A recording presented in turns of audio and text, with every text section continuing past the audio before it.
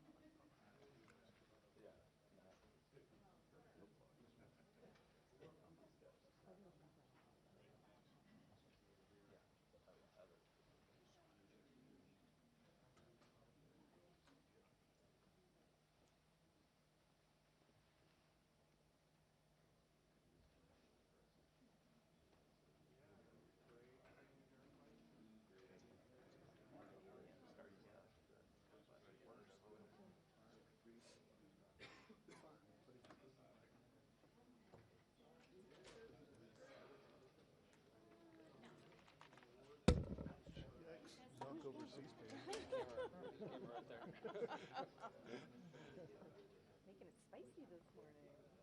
Viewers watching on TV. Yeah. And you know what they would do? Probably, yeah. I'm gonna go with it.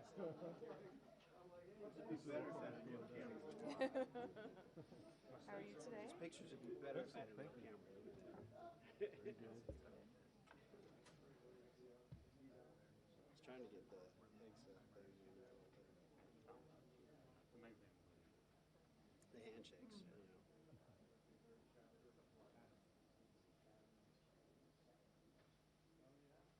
I take pictures seriously. You haven't seen my pictures actually, have you?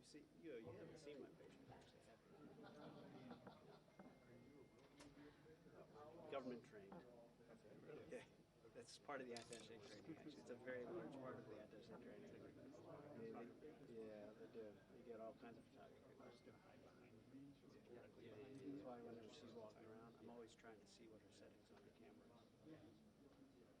Seeing if she's cheating and just has it on automatic, or she's actually doing it right. Any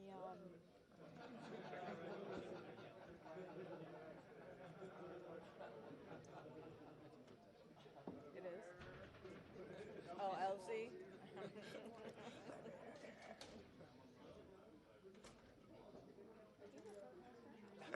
Knock, knock, knock. What's that thing still on? There was a guy, but he didn't put his It might be live now. You woke up.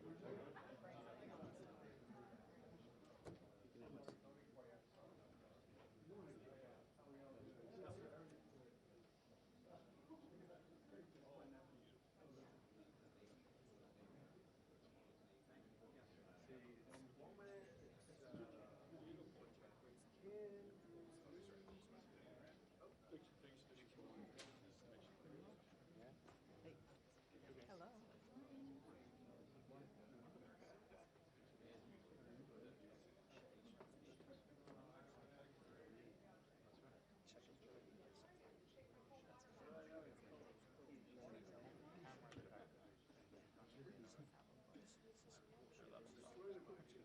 sort of thing. It's a big move.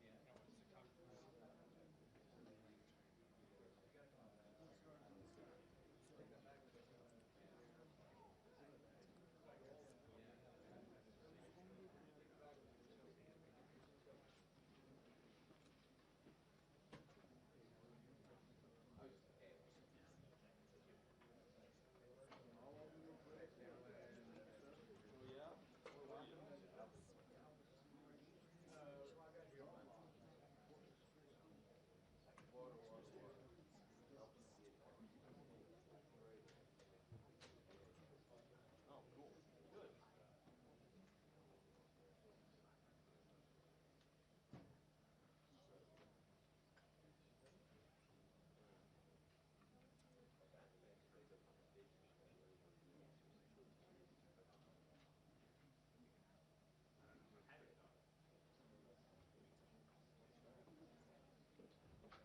about him and Daniel trying to get that one. You feel like you had something to do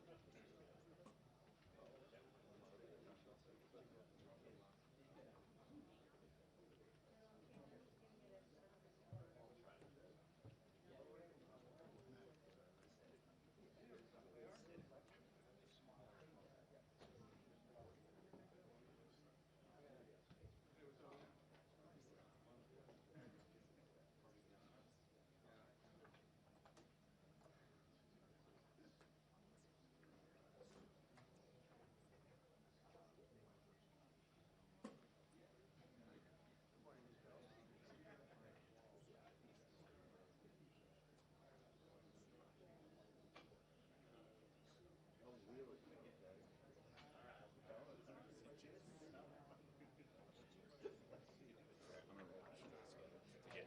To get packages for Kyle. So somebody's in there. Because okay. I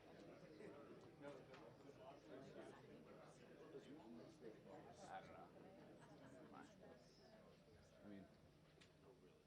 I don't know what I'm doing here. It's this thing too much, so I'll make sure Keaton's taken care of. He's out in the hallway. He's waiting out in the hallway in case anybody needs anything, so you should stay there.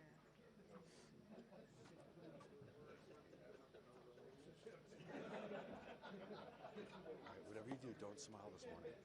Oh, Why what? would I You smile? broke it already. Why would I smile? I can't break the energy plane. I'll call that a grin. So you haven't lost yet. It was just a grin, not a smile. How's that? Yes. Strengthening different muscles. Thursday, May 22nd, and I gotta be busy. Next boat, adventure. No chance for me. Mama.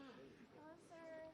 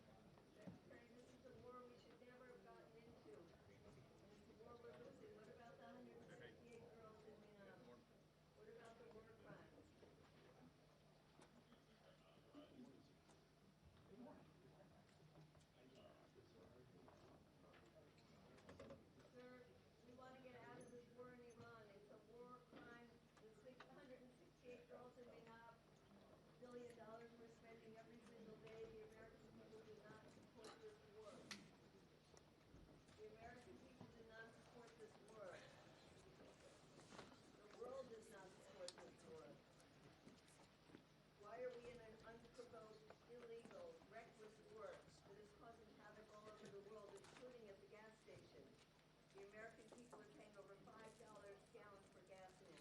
We do not support this war. Secretary, we have to stop this unprovoked, reckless, illegal war.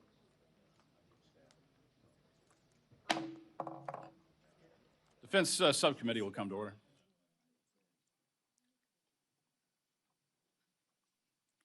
Good morning. Today, the subcommittee will convene for open hearing to receive testimony from the Honorable Pete Hegseth, Secretary of War, General Dan Caine, Chairman of the Joint Chiefs of Staff, Mr. Jay Hurst, performing the duties of Undersecretary of War Comptroller. Mr. Secretary, General Caine, and Mr. Hurst, a warm welcome to you. Thank you for your service to our great nation, and I thank you for appearing before the subcommittee today. I want to first acknowledge the extraordinary demands we place on all our volunteer force and the military families who bear the weight of service alongside their loved ones. Quality of life and care for our service members and their families are central to our mission to continue to ensure the finest fighting force in human history. We owe everything to their sacrifice and send our thanks that they have answered the call to serve. This hearing addresses issues that are deeply interconnected and collectively define the national security challenge of our time. Let me begin with the budget. We want to be good partners with the department to ensure that our men and women in uniform have every resource they need. But I have serious concerns about how this bifurcated budget splits discretionary and mandatory funding and on some of our highest priority programs. We have significant gaps in needs for our warfighters that we had to address in the FY26 appropriations process because of the way mandatory was requested and enacted. The subcommittee needs to understand how the resources requested in this budget translates into real, measurable improvements in warfighting capability. We also need to understand the consequences of this funding approach. We owe that level of accountability to the American taxpayers. Next, on readiness. The picture demands our honest attention. Across the multiple domains, including munitions, shipbuilding, innovation, and aviation, questions persist about whether we are building the depth and reliance required for a high-end conflict. We have made progress in some areas. I want to acknowledge the department's efforts to address these questions. However, progress is not the same as capability in delivering, and capability delivery is what we need at this moment demands.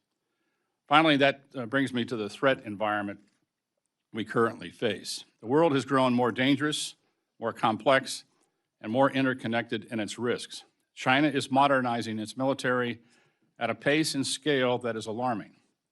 Russia continues to wage a brutal war of aggression, and while Iran and their proxies have been dealt a severe blow, they remain a threat. Threats to Taiwan, Ukraine, NATO, Israel, our partners in the Gulf, and our allies across the globe are not abstract concerns. They are tests of America's credibility and resolve. This subcommittee believes deeply in the power of deterrence, but deterrence must be credible and credibility must be funded. Finally, Mr. Secretary, both you and your deputy must be commended for your commitment to reforming, modernizing, and prioritizing innovation at the department. I've been here a long time.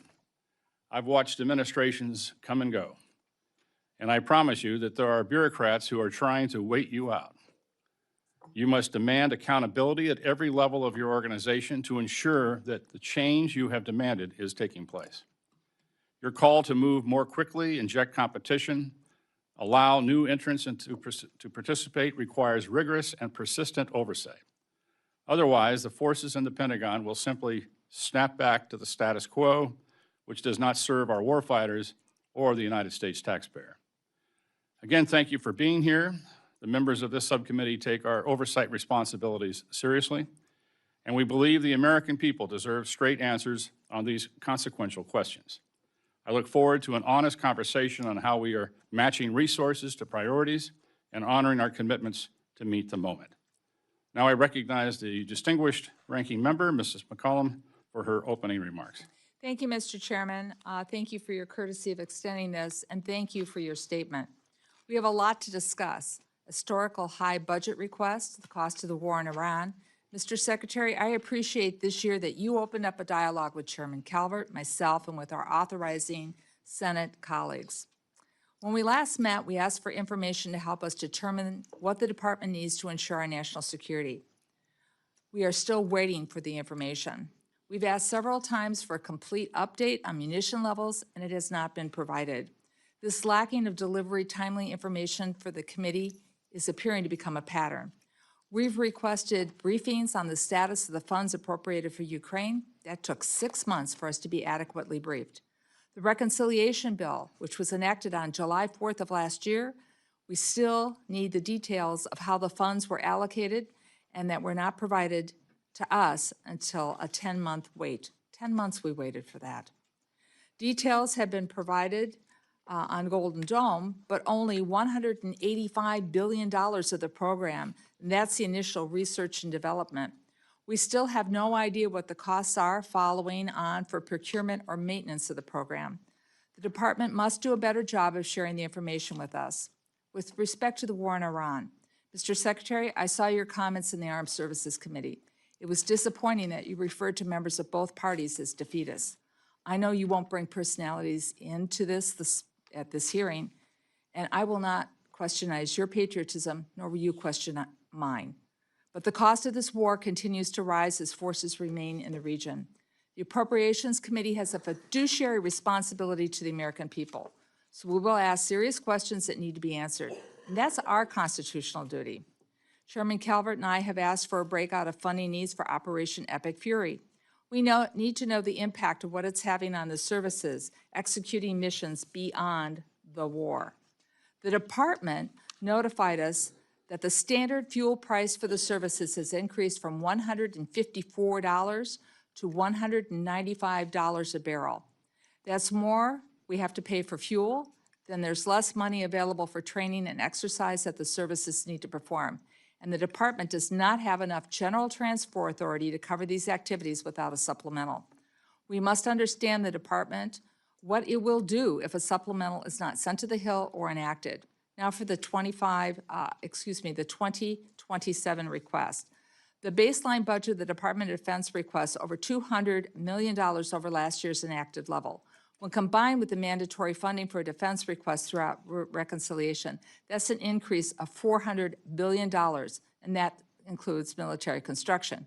Together, that's nearly 44% increase in defense spending over last year. And the President proposes a domestic investment cut of $75 billion, or 10%. These cuts will have an impact on our national security in many ways, particularly cuts to education. The primary concern of the defense budget is that the administration split between discretionary funding and the appropriations control, mandatory funding that we do not control. Mr. Secretary, the administration is taking an enormous risk by asking for $350 billion in priorities through reconciliation. As we told you in our last meeting, reconciliation is not the best way to fund the department. Last year, reconciliation created broken glass, funding holes for vital programs that the appropriators had to fix, and that's why we need the information in a timely fashion. Most of your mandatory funding requests are for what you call presidential priorities, Golden Dome, drone dominance, munitions, the defense industrial base. What the administration submitted to us for these programs was a 28-page document, and that's not enough to properly explain $350 billion in funding. These programs will not be completed in one fiscal year, and they will have tails. That will put our department and our committee in a very difficult situation next Congress. Finally, as the chair did, I want to take this opportunity to thank all of our service members, active duty, National Guard, and Reserve components. They serve with honor and distinction, and I want to especially acknowledge those who have served in harm's way, including those who have fallen and who have been injured in Operation Epic Fury. Their families need to know that we will never forget them and that they have our enduring gratitude and support. Gentlemen, I look forward to your testimony. Mr. Chair, I yield back. Thank you, Ms. McCollum. Before we hear from our witness, I'd like to recognize the distinguished chairman of the full committee, my good friend, Chairman Tom Cole, for any opening comments. Thank you, Chairman Calvert, Ranking Member McCollum, my good friend, Ranking Member Rosenlore, and all the members here, and welcome, Mr. Secretary and General Caine to the committee, and we appreciate all of you. and certainly you as well, Undersecretary Hurst. I didn't mean to leave you out there. I joined Chairman Calvert and members of the subcommittee by saying at the outset of this hearing that the men and women of our armed forces are the finest in the world. They deserve our full support and our commitment to giving them the resources they need that will keep them ready for the fights of today and tomorrow. Without hesitation, I recognize that a strong, agile, and effectively funded defense is not a mere priority, it is a necessity. The current threat environment facing the United States is as serious and as layered as anything I have witnessed during my time in Congress. The convergence of challenges from China, Russia, North Korea, and Iran demands that we all work together with a level of seriousness and urgency that frankly has not always characterized our defense debates in recent years. On the budget, I firmly believe that adequate and stable defense funding is a national imperative, and yet funding alone is not enough. Every dollar must reflect clear priorities, operational effectiveness, and strategic urgency. This subcommittee has a responsibility to ask hard questions about priorities, program performances, and whether the department's acquisition processes are keeping pace with the speed at which our adversaries are moving. To that end, I certainly associate myself with Chairman Calvert's concerns about a bifurcated funding of the Department of Defense. We have questions on the assumption of mandatory funding in the department's request. We need you to be a partner with us on this front. Transparency and communication are critical to ensuring that we are aligned as closely as we can be with your needs. And frankly, I do worry in the future, and I hope you address this in your remarks. This is a second reconciliation package for defense, and that creates cliffs for this committee in the future. At some point, that funding disappears, and we would have a massive increase in discretionary funding to sustain it. So how we do that going forward, when we do that, is a major concern for this committee, certainly for me personally. I also want to speak directly about the issue of our allies and partners. American power is most effective when it's exercised in concert with like-minded nations who share our interests and our values. As we look back on 250 years of our exceptional history, the truth of that statement is apparent over and over. From those who stood by us in our fight for independence to the shared mission against evil during World War II, tyranny falls when free nations stand together. America first has never meant America alone. American strength is not diminished when allies shoulder their share. It's multiplied, and we must continue to sharpen our strategic advantages. And I commend you for working to make sure that our partners are beginning to step forward. NATO remains a critical pillar of collective defense, while our alliances across the Indo-Pacific are indispensable to building a credible deterrent against rising aggression in that region. I'm interested today in hearing how this budget strengthens those partnerships and how the department's working to ensure that our allies are investing at levels commensurate with the threats that they, as well as we, face together. The bottom line is simple. We always hope for peace while maintaining the strength to defend it. We're committed to ensuring our military remains unmatched, our adversaries deterred, and the American people protected. Secretary Hegseth and General Caine, we look forward to your candid dialogue. The American people are counting on us to get this right, and I look forward to being a partner with you in that effort. Again, I thank you for being here today, and I thank you all for your distinguished service to our country. With that, Mr. Chairman, I yield back. Thank you, Mr. Chairman. I would like to turn now to the ranking member of the full committee, Mr. Lauro, for any opening comments. Thank you very much, Chairman Calvert and Ranking Member McCollum, and good to be with you, Chairman Cole and Secretary Hegseth and General Caine and Undersecretary Hurst. Welcome to the committee. The President is requesting $1.5 trillion in defense funding for the coming fiscal year. $1.5 trillion is an extraordinary sum of money. Congress and the American people have concerns about what you plan to do with this money. In fact, we have concerns about what you are doing with the more than $1 trillion you already have from last year's appropriations and reconciliation bills. How much will the President's, quote, skirmish in CENTCOM cost? I know at a recent hearing, $25 billion was cited, but we don't know what that includes or for what time period. This was only supposed to last 6 weeks. We have thus far been unable to get any reliable information as to the true cost of this war. The current ceasefire is tenuous at best, with attacks on Gulf nations happening just over the weekend. The president tweeted he will not support the latest communication from Iran, which we might agree with if we knew what was in it. But there has been a consistent lack of transparency since this war began. Media reports suggest there is intelligence that indicates Iran can survive for months at the current standoff, which means the cost of deployment of 50,000 service personnel with their equipment will only increase, as every additional day this war goes on brings with it additional costs. This administration has not presented Congress with any kind of clear or coherent strategy. Week to week, day to day, hour to hour, the rationale shifts, the objectives change. The end game is ill-defined when it is defined at all.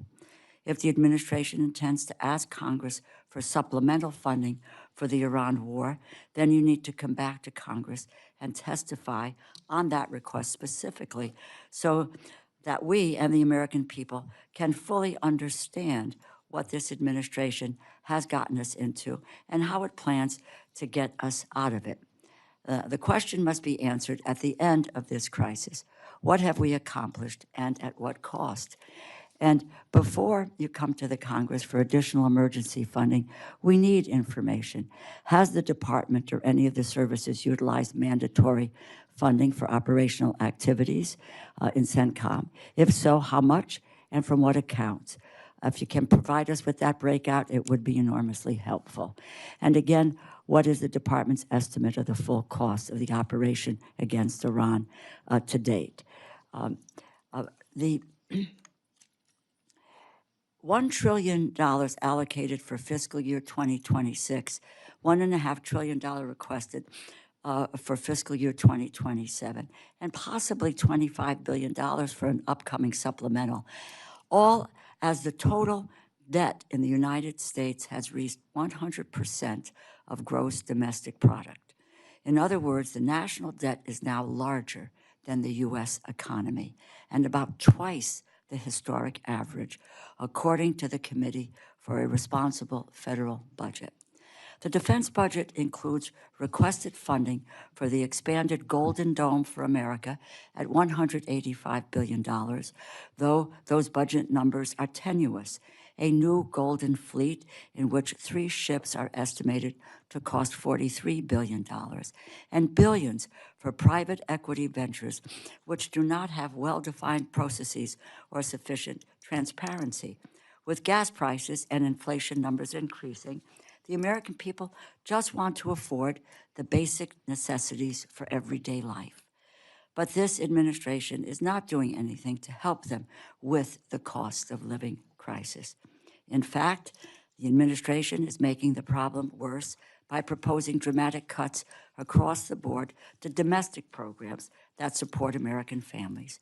We have the most powerful military in the history of humankind. I am extraordinarily grateful, as my other colleagues have pointed out, to the men and women of our armed services who sacrifice everything to keep us safe.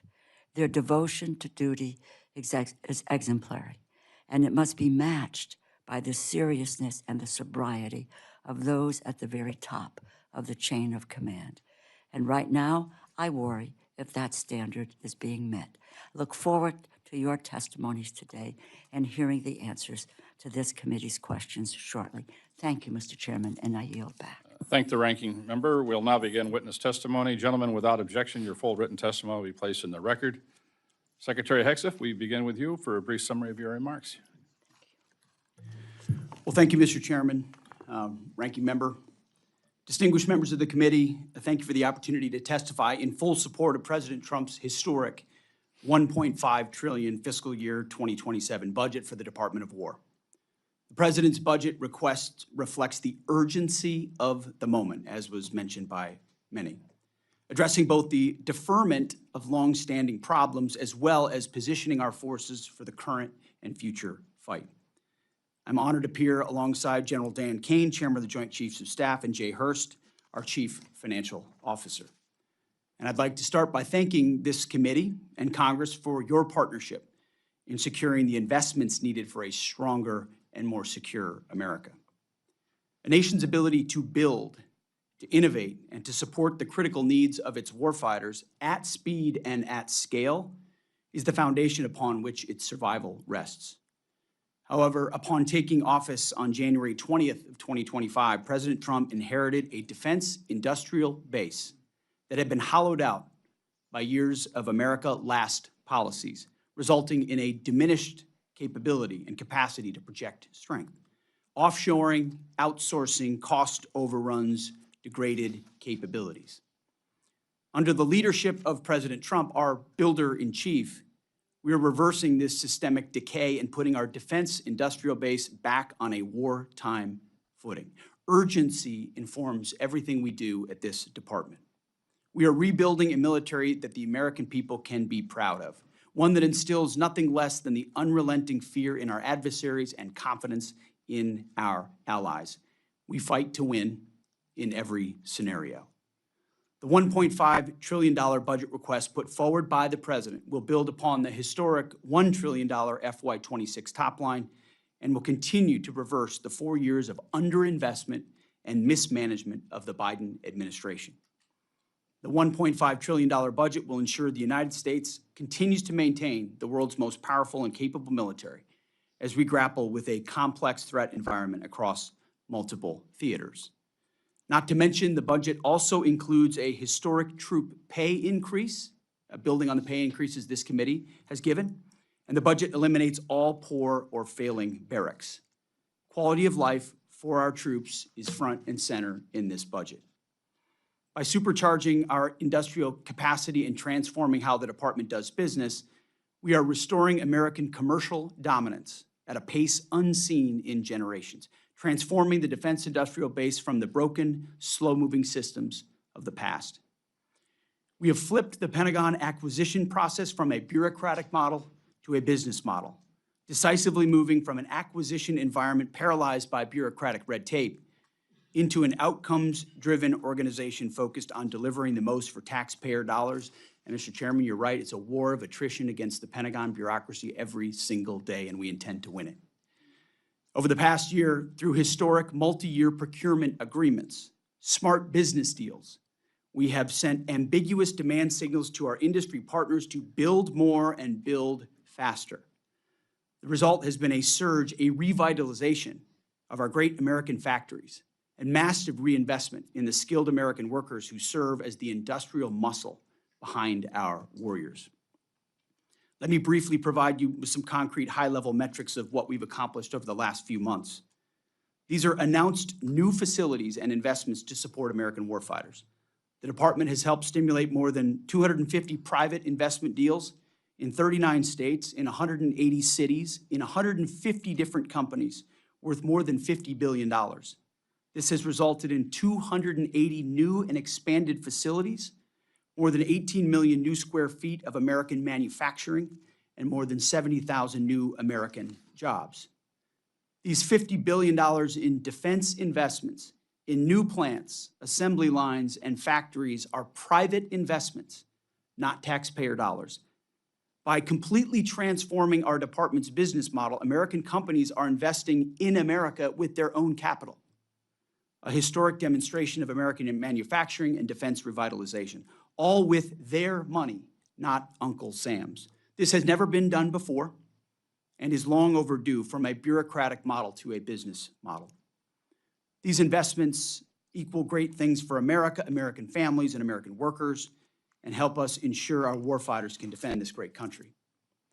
Together with the help of the policy updates and appropriations passed by Congress, President Trump's War Department has begun to turn the lights back on in manufacturing towns across this country to forge a lethal arsenal of freedom. Where our critical supply chains are threatened, the Department of War has acted decisively to inject capital, stimulate production, and prevent adversarial exploitation. We are firing up the American economic engine at every level of the defense industrial base. Every policy we pursue, every budgetary item we request serves to ensure that this department remains laser-focused on increasing lethality and survivability of our fighting force from the front lines to the factory floors. This is admittedly a historic budget. It is a fiscally responsible budget, and it is a warfighting budget. Under President Trump, we are restoring the unbreakable might of American manufacturing that we will need for generations. We are providing for our warfighters, and we are putting the people and interests of this country first. May Almighty God continue to watch over all of our troops, and may we honor the legacy of those brave Americans that we've lost. That is our sacred mission that we will continue to execute on. Thank you again to this committee for your partnership, and we look forward to answering your questions. Thank you. Thank you, Mr. Secretary. General Caine, you're now recognized for your remarks. Chairman Calvert, Ranking Member McCollum, Chairman Cole, Ranking Member DeLauro, thank you for having me, and to all the members of the committee, thank you for having me. I'm honored here today to testify alongside the Honorable Pete Hegseth and the Honorable Jay Hurst on the President's fiscal year 2027 budget. And I'm grateful for the opportunity to speak about the foundations of America's strength, the 2.8 million members of our joint force. I am continually inspired by the soldiers, sailors, airmen, Marines, Guardians, Coast Guardsmen, and civilians standing the watch for our nation, supported each and every day by their families. They could have chosen anything in their path of service, but they chose to serve our great country and meet our nation's challenges with courage, tenacity, and grit that's keeping our nation strong and safe. I would also like to express my deep gratitude for the 40 members of the Joint Force who we've lost in operations, combat, and training during my time as chairman, including 14 who passed during Operation Epic Fury, and our most recent loss, First Lieutenant Key, who valiantly gave his life trying to save a teammate while deployed on a temporary duty assignment in Africa, and we continue to hold hope for his teammate. The Secretary and I are deeply grateful for each of them and their families, and their names will never be forgotten. As chairman, my duty is to ensure our civilian leadership has a comprehensive range of options, military options, alongside the associated risks to make the nation's hardest and most complex decisions. I owe the President, the Secretary, and the Congress the truth at every turn, and my blueprint for this approach has always been General George C. Marshall.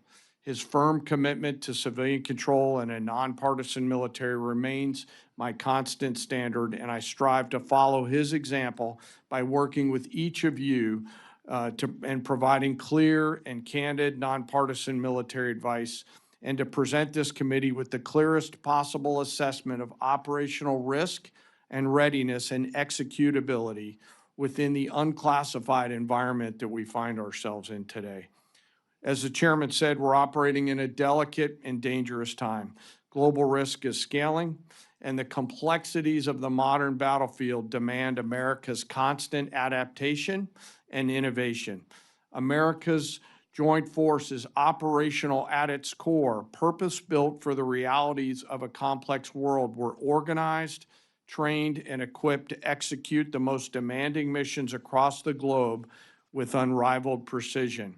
And over the last year, our warfighters have consistently demonstrated exactly what it means to be the most capable, adaptable, and professional military on earth. We are able to accomplish this highly complicated work because we draw from a deep, enduring reservoir of training, professionalism, and commitment. Our ops tempo is high, but we're designed to sustain it, rebuilding our strength continuously. We rebuild readiness every day. We train every day. We learn and sharpen our edge every day. And driving this pace of change and maintaining our superiority requires timely, predictable, and sustained investment and a partnership with this committee and the broader Congress, and I appreciate that. And the resources that we'll discuss today are critical to modernizing the joint force and ensuring that if whatever threats emerge or when called upon, our nation can win. The President's budget supports the Department's goals of recharging the defense industrial base and the national industrial base while enhancing our military readiness. We will continue to ensure our warfighters are properly armed, globally integrated, and ready while always taking care of our most precious thing, and that is our people. And while advancing the hardware and technology essential to fight, it's the character and competence of our people, particularly the 1.8 million members of our enlisted force who make us proud every day. And they're represented today by the Senior Enlisted Advisor to the Chairman, United States Navy SEAL Dave Isom, sitting behind me.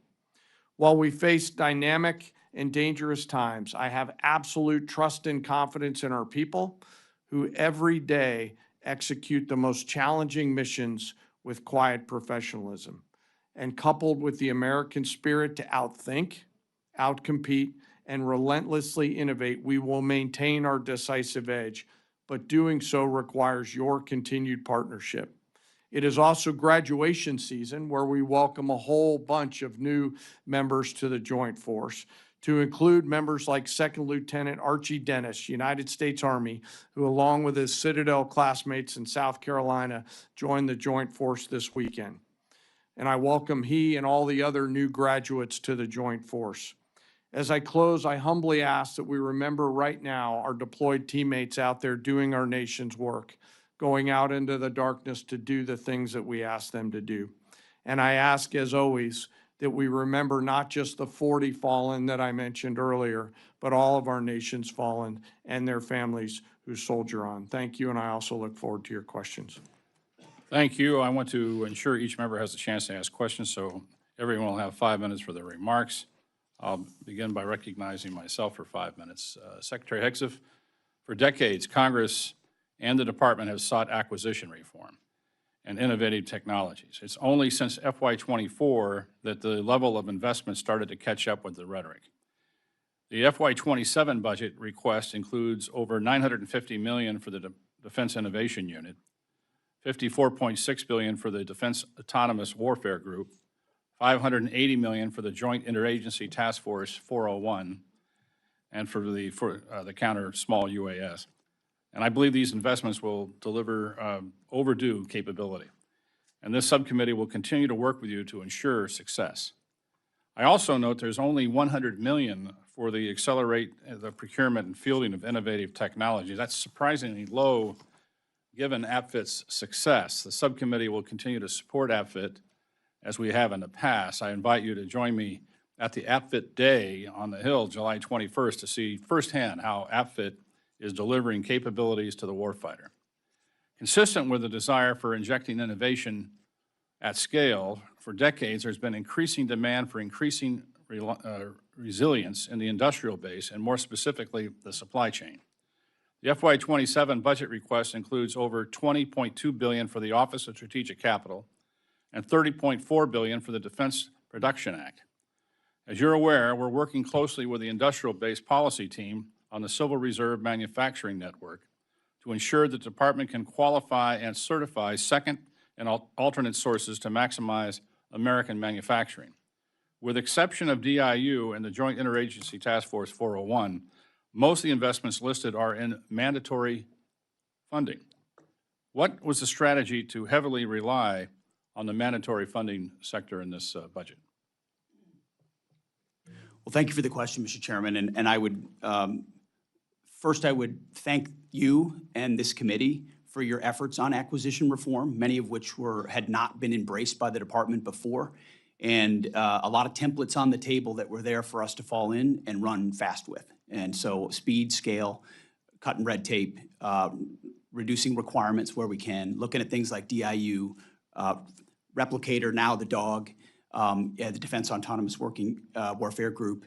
All of those were born of collaboration with the committee and efforts of now reformers we have in the department who are ready to run with it. As it pertains to the budget, I think there's a reality in this town of what can get done and how it gets done. And in a perfect world, everything would get done in regular order and with a $1.5 trillion top line, but there are a lot of challenges and dynamics, some of which I don't control. And ultimately, we look forward to working with the committee to ensuring however it shakes out, that it's with full transparency with you and maximizing options for the department. And I think the reconciliation last year was a new vehicle, so it took some time, especially because we're doing new things, Office of Strategic Capital, different avenues. So figuring out how to deploy that took longer than we'd like, but we're committed to ensuring this year with that as a vehicle, part of it, that we do it in concert with you to ensure the most important things, whether they're in that or in regular order, are included in the budget.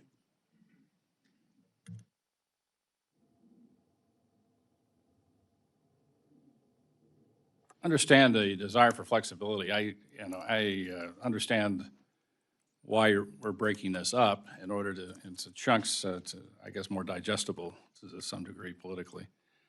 But I would hope we can get a supplemental bill here soon.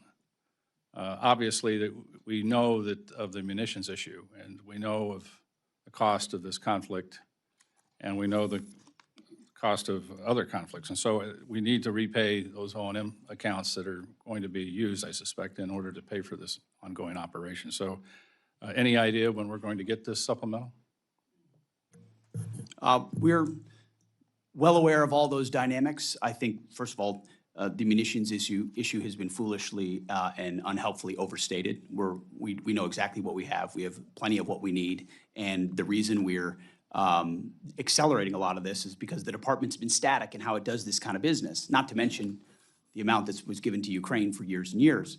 So we are getting after changing that dynamic so that we're not getting 100 more of something, but the companies are investing so there's new plants, so you're getting 2x, 3x, 4x of those munition in future years, because that's what we need, that's what our allies and partners through FMS require, and we just haven't been delivering it. So we're in good shape on that front. Whatever we think we need, we will submit. But I'll say even in the conduct of the conflict, working with the chairman and Admiral Cooper, ensuring that any munitions we're using, we know what we're trading off of to preserve capabilities so we have maximum optionality across the globe, which we do. Again, though, it would be helpful to get the supplemental sooner rather than later, for we can get to work on it. And now recognize Ms. McCollum for her question. Thank you, Mr. Chair. Mr. Secretary, the House Armed Services Oversight Hearing, Mr. Hurst stated that the costs for the war for Operation Epic Fury are at $25 billion. Am I correct with that number that you used at the hearing, Mr. Hurst? Yes, ma'am, that was the cost at that time. At that time. I would request that you provide the committee in writing the specifics of what the department will be requesting in the supplemental and the breakouts for the following costs. We talked munitions, and Mr. Secretary, I think we'd have a more robust discussion on that if we were in a classified setting, but I respect what you shared with us. But this is what I'd like. A breakout for military personnel, operational activities, additional maintenance for deployed ships, munitions used, equipment lost, and updated fuel costs. Now, we need to know the funding required to cover the damage to the U.S. facilities, and if there are any agreements from our regional allies, we hear things in the press, that would be helping for any new facilities or improvements in CENTCOM. Now, Mr. Hurst, here's the rub. We need that by June 11th. We mark up our bill. And some of these are not new asks, but I thought I'd drill down and be just a little more specific for you. So I know you're going to do your best. We'll take the homework assignment in pieces. Anything you can provide would be great. Now, under the War Powers Resolution, the administration has 60 days to conclude activities unless Congress has declared war or provided authorization. Congress has not done that. And I know there's different opinions and it changes from day to day whether or not the War Powers clock is paused. But this law states beyond May 2nd, the administration needs congressional authorization to continue military operations. And the president just recently said yesterday that Epic Fury is not over. Military operations have continued. We have a naval blockade, and both sides are exchanging fire. And they did so over the weekend. Speaker Johnson, in my opinion, should put an authorization on the floor this week. But Mr. Secretary, if Congress does not authorize, if we don't authorize this, to continue military operations against Iran, you're going to have a plan, put in place to draw down our troops, to reset the region, to protect our assets. I'm wondering, and that might be in a classified situation, but could you provide this committee with Plan B? Because if we go there, we're going to have to reset our budget after June 11th if the War Powers Act, in my opinion, should be invoked and it comes to Congress. But we don't know what the outcome would be. Do you have a Plan B? Ranking Member, I would say we have a plan for all of that. We have a plan to escalate if necessary. We have a plan to retrograde if necessary. We have a plan to shift assets. Certainly in this setting, we wouldn't reveal what the next step may be, considering the gravity of the mission that the president is undertaking to ensure that Iran never has a nuclear bomb. Well, Mr. Secretary, as you know, we can be in receipt of that in a different situation, and we would also like that by June 11th. With that, I yield back. Thank the gentlelady.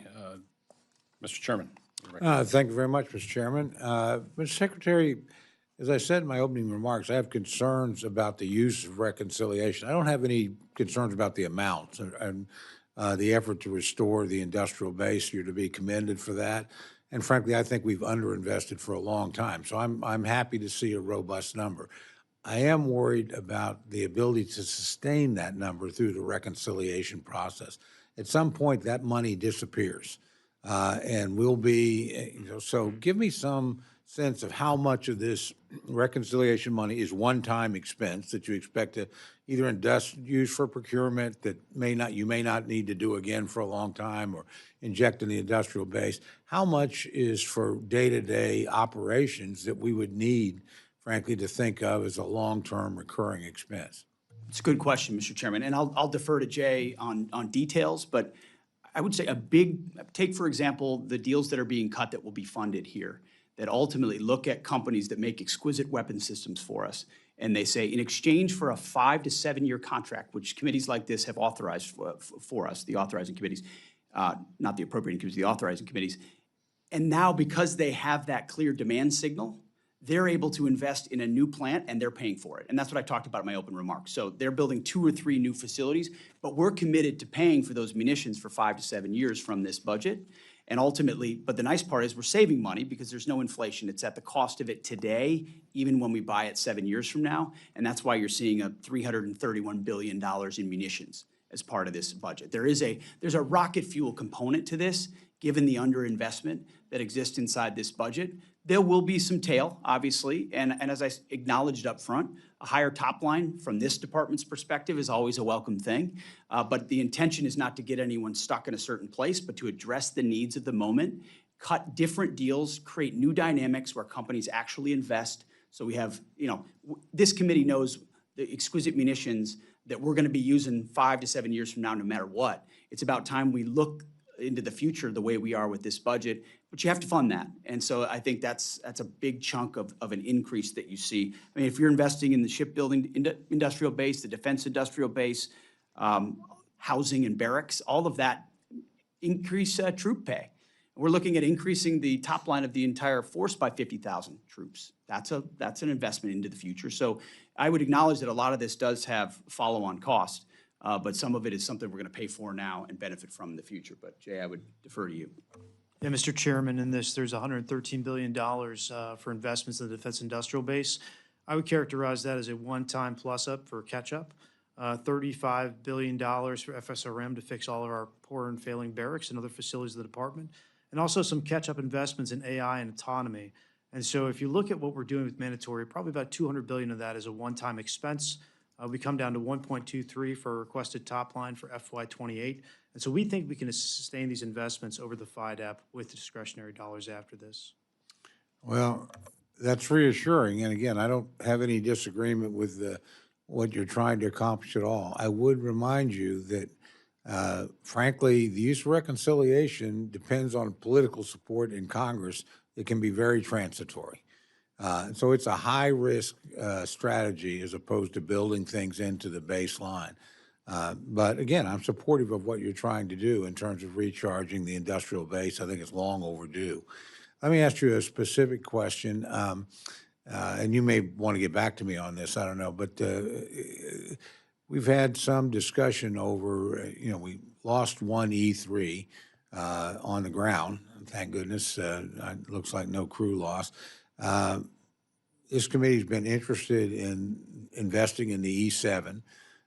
Pentagon signed a contract for 5 additional planes, not in the Air Force budget. Is there going to be a fix to that, or where are we at on thinking about the E7? I'm well aware of that dynamic. I know our department had taken the position that it was airborne or other satellite ISR that was probably going to be capable of a lot of that in the future. But I think that mindset was indicative of a mindset that we've shed, which is the divest to invest mindset, which was an austerity mindset that we're going to get in continued resolution after continued resolution. So we got to get rid of these platforms in order to invest in these platforms. And there are gaps that need to still be filled. And there are systems that still need to be funded that are used on the battlefield right now, say MQ-9s, A-10s, you name it. I think this and the E7 is one of those. So we've actually sent a budget amendment to OMB to add that. I think it has a future. It has a place on the battlefield, and we'll get more information for you on that as well. Well, I appreciate that, and I particularly, though, appreciate the mindset. I think you're 100% right. I've seen this over and over again about eliminating platforms on the idea we would immediately use that money for new things, and quite often it just simply didn't happen. We lost the capability, but we did not move forward with the investment that we needed. So, again, thank you for rethinking that. I've got a lot more questions, but so does the entire committee, Mr. Chairman. So with that, I'll yield back. I just want to make one quick comment when you're talking about the fixing barracks and facilities. I hope we also fix the property management systems throughout the department, which is woefully needs attention. With that, I recognize the ranking member, Mr. Lauro. Thank you very much, Mr. Chairman. Mr. Secretary, the national security strategy says American national power depends on a strong industrial sector capable of meeting both peacetime and wartime production demands. And the national defense strategy directs DOD to, quote, supercharge the defense industrial base. DOD's 2027 budget overview appears to use that same framing. Yet, your department's budget request cuts over $5 billion from the industrial base in the aviation sector alone, effectively shutting down all current Army aviation platforms. These are current production platforms the force relies on for lift, for sustainability, disaster response, homeland missions, etc. How did the department arrive at the conclusion that reducing procurement for these Army aviation platforms strengthens rather than weakens the aviation industrial base? Well, I very much appreciate that question, and I actually think it's something we're taking another look at. I think it's not that every aspect of there are some very good things in the Army Transformation Initiative, and there are some things that we've needed to get another look at. Mm-hmm. And so I think you'll see a review of some of those things, and we'll get back to you on that. Of the aviation sector? Yes, ma'am. Okay. And with that, but was there an analysis about the impact of the requested procurement reduction? Did you all do an analysis of production line suppliers, workforce, restart risk prior to the decision to cut the funds?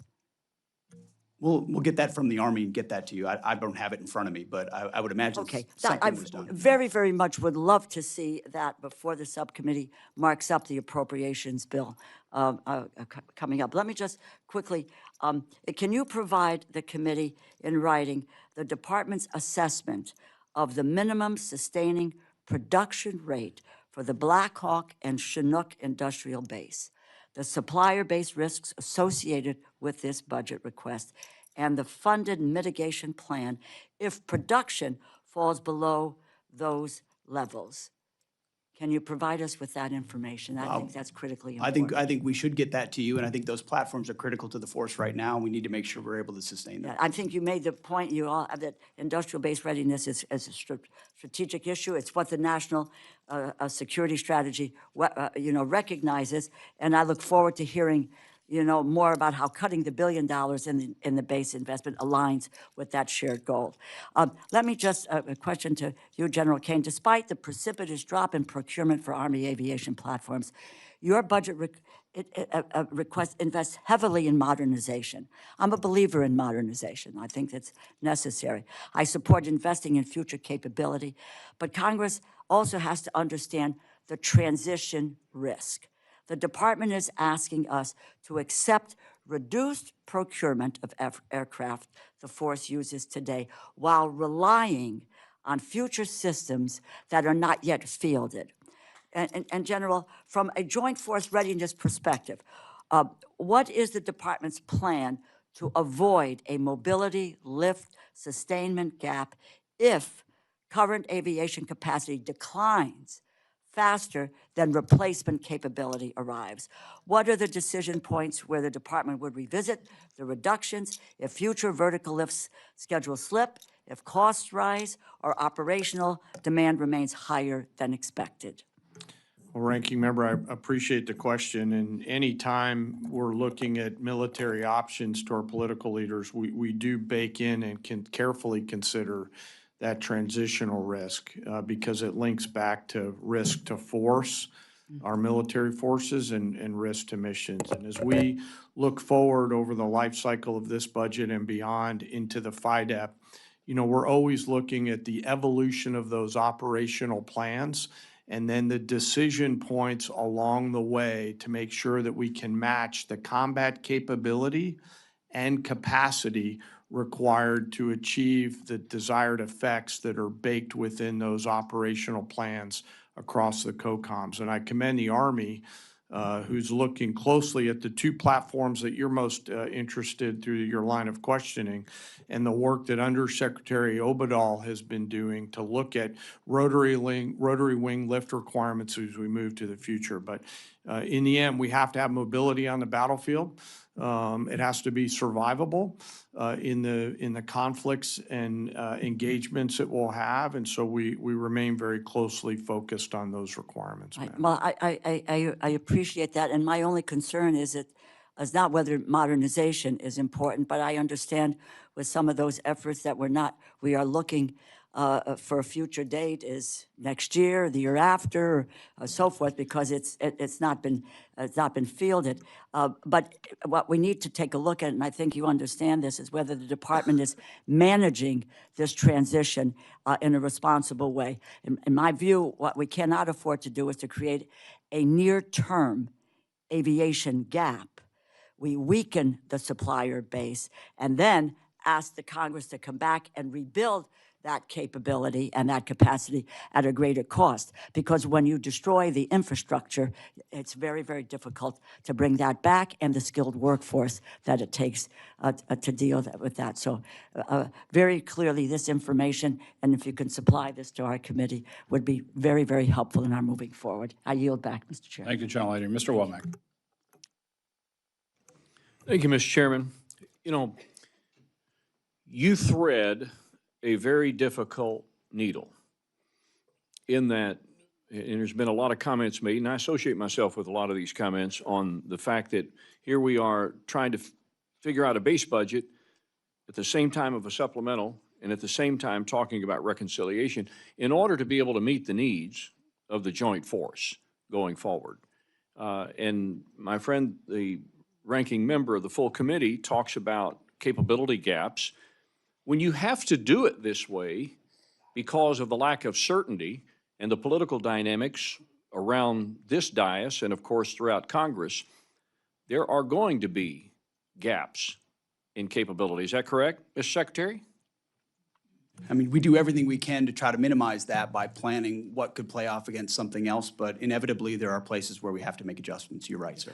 I want to get somewhat parochial here for just a minute on the subject of our reserve component, and this question would be for General Kaine. Last month, 22 adjutants general, all of those who command fighter units in their state, signed a letter to Congress calling for multi-year procurement authority to buy between 72 and 100 new fighters annually. 13 of 24 fighter units lack recapitalization plans. On the Army side, all of our states suffer from a lack of reimbursement for responding to the call of their communities. Between fiscal 20 and fiscal 24, over $71 million was paid by states to the Guard, but the Guard never saw that reimbursement. As you may know, any non-federal entity reimbursing a federal entity causes the funding to go to the Treasury, and NGB never sees that reimbursement. Our Guard is paying to respond to a disaster out of O&M funds, then having to pay more to maintain it. As the primary combat reserve for our active force, the Guard continues to play an outsized role in the nation's defense. In fact, General Nordhaus recently said that our National Guardsmen are fully integrated as part of the joint force in Operation Epic Fury. So here's my point. The Guard and Reserve are being asked to do more. Epic Fury, Midnight Hammer, border security missions, domestic deployments, and the many all-hazard responses across the 54. They are as much in the fight as the regular component. So, what is the department's plan to ensure that the Guard and Reserve are recapitalized, maintained, and reimbursed at a pace consistent with their operational role in the national defense strategy? Sir, I'm assuming that question's coming to me since you're looking at me. You would be correct. Yeah, yes, sir. Thank you, sir. You know, as a member of the Guard, a proud member of the Guard, I'm mindful that every day when you mobilize the Guard, you mobilize the United States people. And they are now much more than a tactical reserve. They're a strategic reserve. The decisions on recapping the fighter community live obviously within our civilian leadership, but the requirements that they're out there getting after every day, as you alluded to, sir, are substantive and long-lasting beyond just the Title 32 force. What I'm always inspired by is the professionalism of the Guard and the reserves, who get more out of an airplane than one might think. I mean, I go out there to Andrews often and still get to fly, and my crew chiefs are master sergeants and senior master sergeants who've been on a particular airplane for a long, long time. So they'll continue to force extend that capability due to the professionalism that they have. It doesn't mean we don't have to take a hard look at recap and make sure that the fourth generation airplanes are on a pathway to fifth and sixth gen as the department continues to look at what we're solving for. Mr. Chairman, if we have another round of questions, I'll come back with another because my next question is probably not going to yield me enough time, and I'll yield back the balance. Mr. Cuellar. Thank you, Mr. Chairman, Ranking Member, Mr. Secretary, all of y'all. Thank you for, and all the men and women, thank you for your service. I want to ask you about the Western Hemisphere. I want to talk to you about Mexico and then the border. First of all, thank you for the work that y'all are doing in the Western Hemisphere. I've always said that we're looking at other parts of the world. We have to look at our own backyard, and we got to make sure that the Western Hemisphere is working with us. So thank you for that. Anything y'all want to add to the work that y'all doing there, I would ask you to talk to us a little bit about it. Mexico is the other one, very important part of us. Congressman Michael McCall and myself were down there. We pushed for the Special Operation Forces, SEAL, to do training exercises. And for the first time, we actually have military forces in Mexico, which is very unique. And again, congratulations on that. If you can tell us what they're doing, and we need to see more of that. We also have, talking about the Guard also, we have I believe the California Guard is now for the first time a partnership with Mexico. We've been pushing, I've been pushing Texas, but California got there before we did, but that's good. And talk a little bit about that. Also on the border, I want to thank you and the men and women of Joint Task Force Southern Border for the work that they're doing on the homeland. They're in my area, Laredo and other places. But I want to draw your attention to one particular threat, that is the accelerating demands. The cartels are not only watching what's happening in Ukraine, but they're learning from it. And we're hearing from credible reports about cartels looking at fiber optic drone systems. And we all know what that is. And my question is, what is the department doing to get ahead of this threat? How are you investing in the counter-UAS capabilities to defeat fiber optics drone systems? And what lessons are we learning from what's happening? You know, the procurement, the bureaucrats, without due respect, it takes a long time to get our systems over there. The cartels, they got the money. They don't have to go through a procurement system. They'll just buy the drones, and they're out manning us on the Mexican side along the border. So thank you, and if you can address that, or the chairman also. Well, thank you, Congressman. I very much appreciate your efforts in this realm for a very long time. And I think you see in the national security strategy, the national defense strategy, Western Hem and Homeland is priority number one. We may pace to the ability on the first island chain, but priority number one is here. And you've seen it through America's Counter Cartel Coalition and getting after the designated terrorist organizations that are trafficking drugs and humans into the United States, something you've been talking a lot about. And that's the beginning of our defense in depth. It starts down there where they produce and where they move. And then into Mexico, where we have had an unprecedented amount of partnership, and we appreciate that. We would encourage Defensa and Marina to continue where they can to partner and do more. That's the expectation of the United States government, of the Mexican government, is step up so that we don't have to. And then sealing that southwest border is the defense of the American people. It's the defense of the homeland. And when you talk to the troops that are down there doing that, they're proud of it.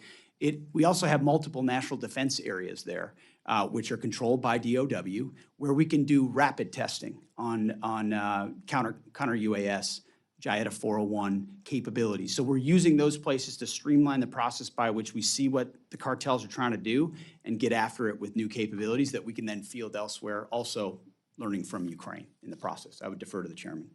Sir, I'll just add a few things onto this. It's the Russia-Ukraine lessons learned and the application of those lessons by other actors like cartels is one we're focused a lot on. It's going to require a whole of government effort. As the Secretary mentioned, we do have Joint Interagency Task Force 401, led by an incredible Army one-star Brigadier General Matt Ross, who's focused solely in a chairman's controlled activity. So 401 reports up to me and in turn then to the Secretary to make sure that we're entrepreneurially looking at how to sense, see, detect, and defeat the range of small UAS threats. General Ross was just out in CENTCOM looking at some of the challenges that they're having over there. It'll continue to be an area of significant focus for the Joint Force, sir. Well, my time is up, but I want to ask you to continue working with Mexico. You do have unprecedented partnerships, but the more we can push them, they're allies. There's a historical sensitivity, we know why, but the more you can push them to get them to work with us, that would be great. Thank you so much for all of y'all. Thank you, gentlemen. Chairman Rogers. Thank you, Mr. Chairman. Secretary Hegseth, General Caine, Mr. Hurst, thank you for being here, and thank you, more importantly, for your service to the country. The 2026 National Defense Strategy makes clear that China is the pacing challenge.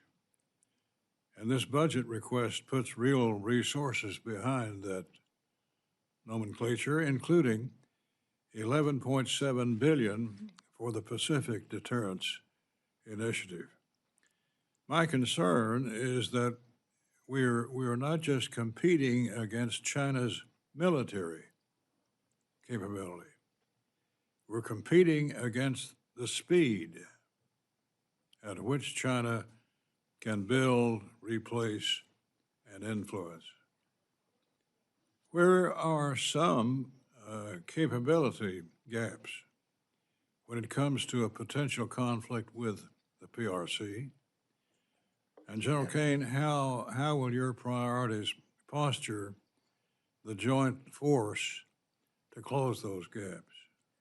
Chairman, thanks for the question. The speed at their production capability is one of the reasons why I'm grateful for the full team's partnership on speeding up the U.S. defense industrial base efforts as well as the national industrial base efforts. And I'd really like to thank those mom and pop machine shops and second, third, fourth tier suppliers that live in all of your districts who are also increasing speed and capability without losing quality across the entirety of our manufacturing system. And it's going to require all of that. And when we look at the range of capabilities that we must have to be properly armed and globally integrated. That extends to things like, long-range fires and really an ability to arm our joint force to win from the seabed to cislunar space in every single domain in there. And I'll defer to the comptroller and to the secretary to talk about the particular elements, but the goal is the range and mix of capabilities that creates outsized dilemmas for Xi Jinping and others that are out there to ensure that we maintain and sustain deterrence. Thank you. Amen. Thank you.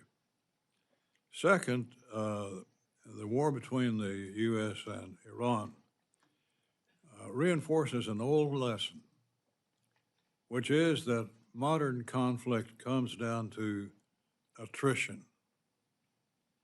China has been able to produce naval ships at a pace our industrial base can't match. The ships are not as large as ours, but quantity has a quality of its own. How are we postured for an economy of force in the Pacific, particularly if Taiwan is invaded? Well, sir, channeling my my inner Clausewitz, which is always something I try to remember, the big moving parts of warfighting. We're not really doing economy of force work in the Pacific. As you alluded to, sir, and others have, it's our primary focus. And so on a daily, on a daily basis, we come to the Secretary with a range of military options across the world so that he and the President can carefully consider those military actions and associated risks. It all comes back to the budgetary tools that you'll hopefully give us and the authorities to achieve those capabilities. And as we look, for example, at shipbuilding, which you talked about, I'm grateful for the work that the Navy is doing to scale that effort to ensure that we offer and continue to offer those range of options to our civilian leaders here in the United States. Quickly to Epic Fury. Our fight with Iran has confirmed what defense planners had long warned about. Iran doesn't need a peer military to cause serious problems. His playbook to cheap drones built from commercial parts, sea mines in contested straits, fast attack craft, and anti-ship missiles. The war also confirmed a harder lesson. Even with overwhelming firepower, the side that runs out of munitions or air defenses first loses. Are we, Mr. Secretary, are we secure in that point? Absolutely. And we are winning, have won every component of what we fought in this conflict. Iran knows that based on the incredible degradation of their capabilities, and which is why we saw them wanting to come to the table. How this gets resolved will be on our terms, on President Trump's terms, and we have all the munitions and capabilities necessary to enable that. Thank you. Yield back. Thank you, gentlemen. Mr. Aguilar. Thank you, Mr. Chairman. Thank you all for being here. Mr. Hurst, on April 29th, as you indicated to the ranking member, you said that the Iran war had cost $25 billion in total. You reaffirmed that today. Do you have any other updated costs or projections since that testimony that you've given? Outside reporting estimates have indicated that the war costs could be $1 billion a day. Do you have anything to share?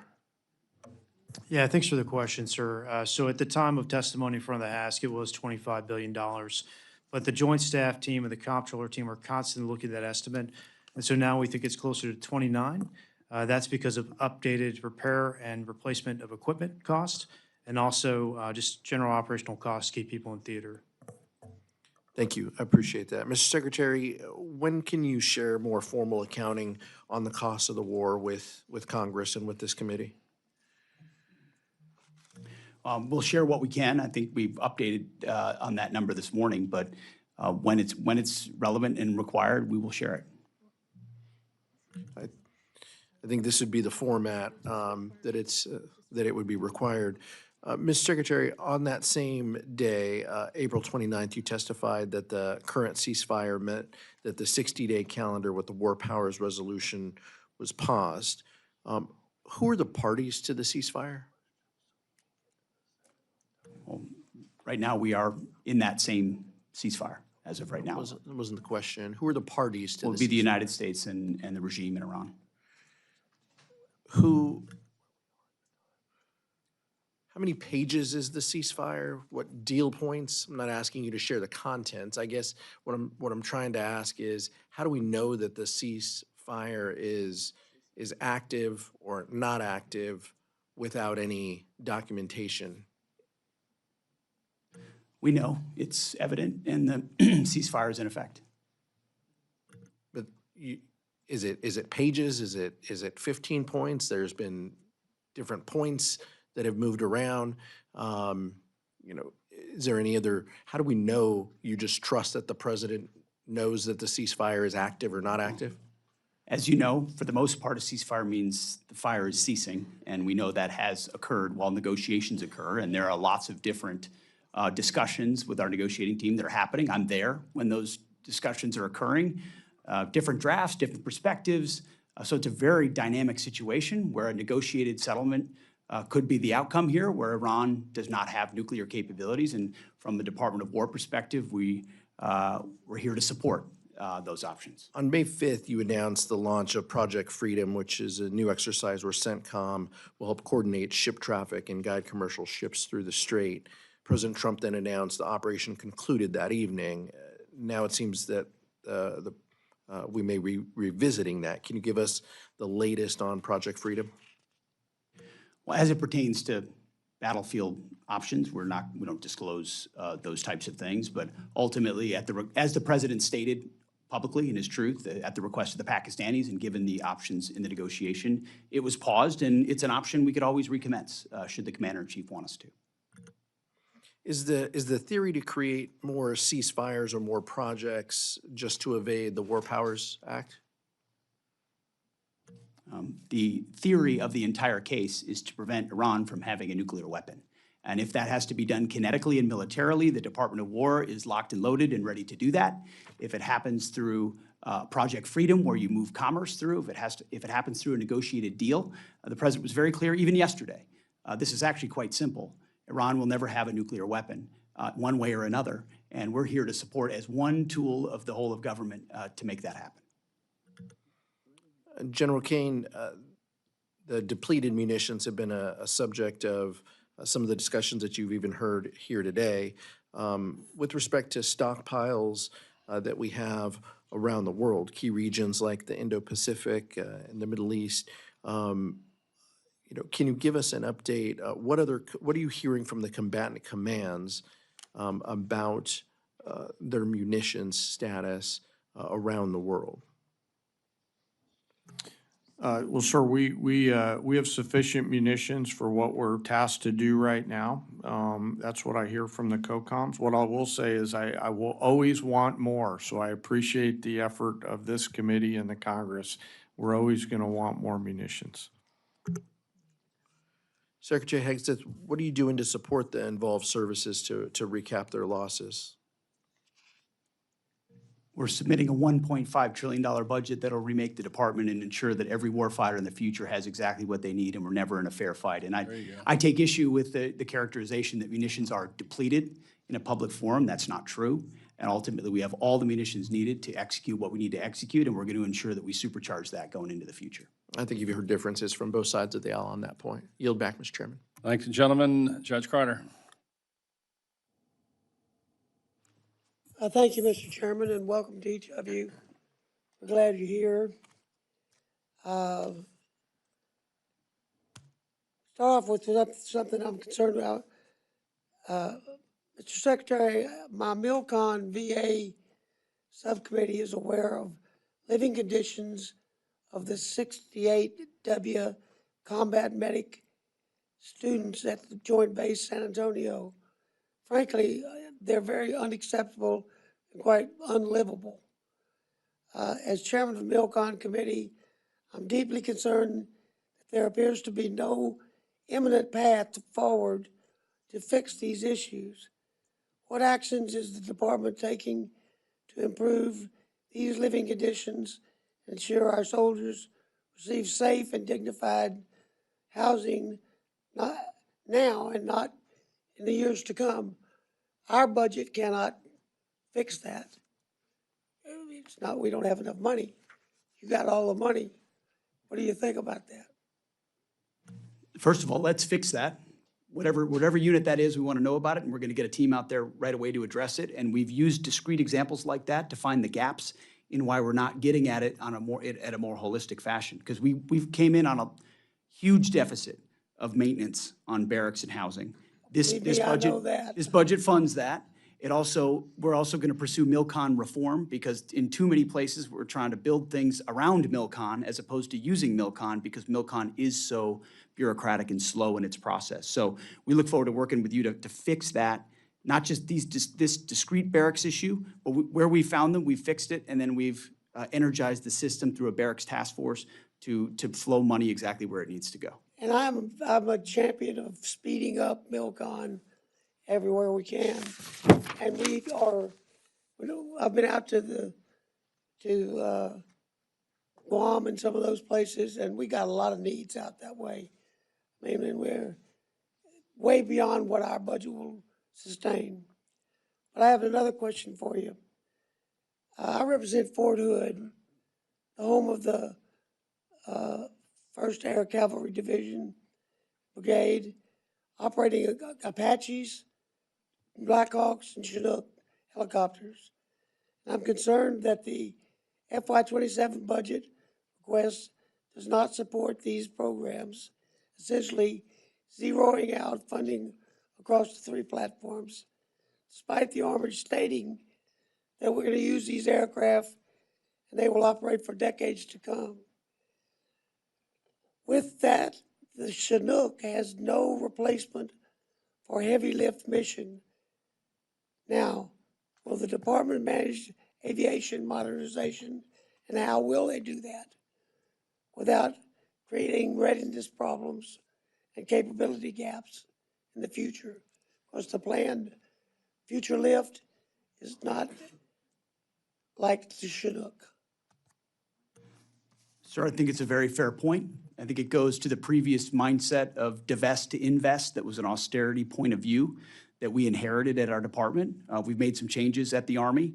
We might have a slightly different view of the Army Transformation Initiative. Some of it is very good. There's a lot of goodness in there, but I think there are some things that assumed future platforms that may not be there yet. Take the Apache, for example, which our warfighters rely on and love. Take the Chinook, which is used all the time. We need to make sure we've got something there for it before you divest, or we're not investing in that capability. So we look forward to reviewing that with you and ensuring that we don't have a gap. Yeah, because the budget doesn't have anything, it zeroes out all 3 of those as far as we read it. Well, then I'll take another look at that with our team. Okay, thank you, Mr. Chairman.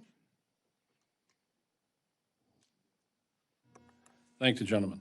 Mr. Case. Thank you, Chair. Mr. Hurst, what is the total replacement cost of the material that we have expended in Iran to date? By the way, by material, I refer to munitions. I refer to, planes, to drones, to stuff that we keep in our stockpile. Yeah, I'll exclude military construction from this because we don't know what that's going to look like in the future, but I would say it's around $24 billion. Okay. Replacement and repair. And that's through what date? That's our current estimate. Okay. I'm looking at a report in the public sphere from CSIS dated April 21st, which calculates estimated aggregate unit cost of 7 precision systems. So I'm talking, Tomahawk, JASSM, PRISM, SM-3, SM-6, THAAD, Patriot, those 7. at about $25 billion. Does that sound about right? I mean, you're projecting everything at about 23. Yeah, I'm most confident in our projections on munitions costs. That's the easiest thing to calculate. So that number sounds a little high to me for that stage of the war. Okay. We've lost about 39 aircraft, according to a report in the war zone, and that's an old one. That's almost 1 month old. Do you have a replacement cost on all of those aircraft? Now, understanding that some of that aircraft is not replaceable, but presumably you would have to replace it with some kind of capacity. There are costs there, sir, but I want to get back to you in writing and what they specifically are, because as you can imagine, repair of aircraft is something that's very hard to calculate. We want to do a full diagnosis of the aircraft before we estimate that cost. Okay, but that's not in your estimate of somewhere around 29 cost of war that you gave us? That's included. That's what we have right now. Oh, I see. That is part of it. Yeah, but it's an estimate, especially for repair costs, and so that could change over time. Okay. And you did talk about MILCON, which was a question that I had. Do you have any, because I mean, we've obviously suffered major damage to our infrastructure in the Middle East. You don't have a MILCON estimate yet? We have a lot of unknowns there. We don't know what our future posture is going to be. We don't know how we construct those bases, and we don't know what part our allies or partners could pay into the MILCON cost. And so we don't have a good estimate for that at the time. Okay. What about fuel? Is that a major calculation in your cost of war, fuel used, depletion of fuel reserves, replenishing that reserve? We wrap that into our operations and maintenance costs. Okay, that's an included in the OM. 29. Mhm. Okay, going to your FY26 budget request, you've got procurement. Let's just focus on procurement because that's what we're talking about largely. You've got $413 billion, which in and of itself is an 84% increase over FY20. I'm sorry, I'm in 27, 27 versus 26. And you have 38% of that total procurement request in reconciliation. Does that reconciliation request include anything from the war in Iran? Obviously, we're buying things in the reconciliation requests that are being used in the Iran conflict, including munitions. There's over $40 billion in a munitions request and reconciliation, and so that would be part of the replacement. Okay, so what I'm trying to get at is your reconciliation request in FY27 related to Iran, or is it not related to Iran, or what? It's not, it's is not it all? related. You know how long our budget generation process is and the appropriation cycle, and so we completed this before the Iran conflict started. Exactly. Okay, so what you're coming back to us with is not the the reconciliation is not about Iran. The reconciliation is about assumptions that were made before Iran. It's about making a generational investment in the joint force and building military readiness. That's what Okay. our budget request is. Okay. I'm going to get back to some of the questions that were asked earlier, which is, what is the assumption that you are making in terms of future reconciliation bills in future fiscal years?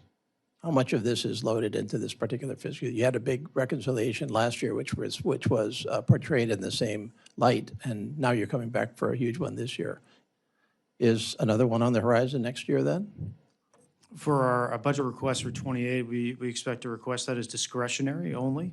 And I believe the top line for that is 1.23, which will be our request that year. Okay. I yield back. Thanks, gentlemen. Mr. Diaz-Balart. Thank you, Mr. Chairman. Thank you, gentlemen, and more importantly, the folks that you lead. The federal government does a lot of important things, but nothing more important than what you all deal with. Let me get back to this hemisphere. I'm very, very grateful that the administration is finally really focused on the Western Hemisphere, and it's actually going to show. We're going to be able to show that it's saving American lives. But let me just to you, Mr. Secretary, let me throw a couple of points and see if you disagree with any of these. And let me talk about the one state sponsor of terrorism in the Western Hemisphere, which is the Cuban regime. Are you aware that they harbor terrorists and U.S. Fugitives from U.S. law? And we can just go through these really quick. Yes. All right. Yes, I am. Is it true that the Cuban regime actually shot down 2 American airplanes in international airspace, murdering Americans? I can't recall the precise year, but I believe that is the case. Is it true that, that Russian spy ships and warships, including the nuclear sub Kazan, have repeatedly used Cuban ports? That is true, Congressman. Is it true that the site of the Russian Signet complex in Lourdes has once again become a hub for Russian intelligence within Cuba? Well, we've long been concerned that a foreign adversary using that kind of location that close to our shores is highly problematic, yes. And is it also true that now the Chinese also are there? I wouldn't want to reveal anything that should be classified, but we don't want foreign adversaries attempting to use that island. Well stated. Are you aware that, well, you're obviously aware that Cubans, intel people and military folks have been sent around the world because your folks confronted them in Venezuela. But are you also aware that according to Ukrainian intelligence, there are thousands of Cubans fighting for Russia in Ukraine? I was not aware of that particular fact, but I am well aware that Cubans have been around the globe, to include attempting to defend Maduro in Venezuela. So that is something they've done for a long time, yes. You're also aware, Mr. Secretary, that, well, even stated by U.S. intelligence, even during the Biden administration, the Trump administration, the previous administration, the Obama administration, that Cuba has been designated as one of the 4 most advanced espionage operations against the United States, and that they share intel with other adversaries of the United States. That all very much sounds right, sir. And again, we're not in a classified setting. So I'm just considering all those issues and others that we could talk about in a classified setting. Do you believe that the Cuban regime possesses a national security threat to the United States? I do. Let me now focus on Iran, as I have a little bit of time left over. Mr. Secretary, you've been very clear what the goal is. But the goal that you're saying is not the goal that just this administration has had vis-a-vis Iran. It's been the goal of multiple presidents of the United States, right? Iran cannot have a nuclear weapon. But I'd like to also ask you about Iran's offensive ballistic missiles and their offensive drones and their use of terrorism. Are those also issues that would be factors in a negotiated settlement with Iran? Because I don't have to tell you that there have been negotiations ad nauseum with Iran. The Iranians continue to cut deals, and yet they violate those deals. But it's interesting, in the nuclear deal that was cut with Iran during the Obama administration, missiles weren't even in part of that deal. As horrible as the deal was dealing with the nuclear issue, nor was terrorism. And I'm just hoping that those two issues, not only the nuclear deal, which is paramount, but offensive ballistic weapons, missiles, and we saw one that now has a capability of traveling rather far, and also their spread of terrorism.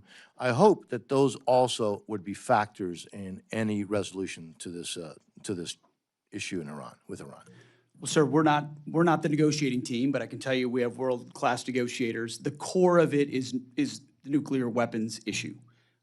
Those other factors are always a factor. Understanding that Iran has effectively tried to use the North Korea strategy with such overwhelming capabilities conventionally that no one would dare prevent them from pursuing a nuclear weapon. And it took President Trump to have the courage to make that historic decision.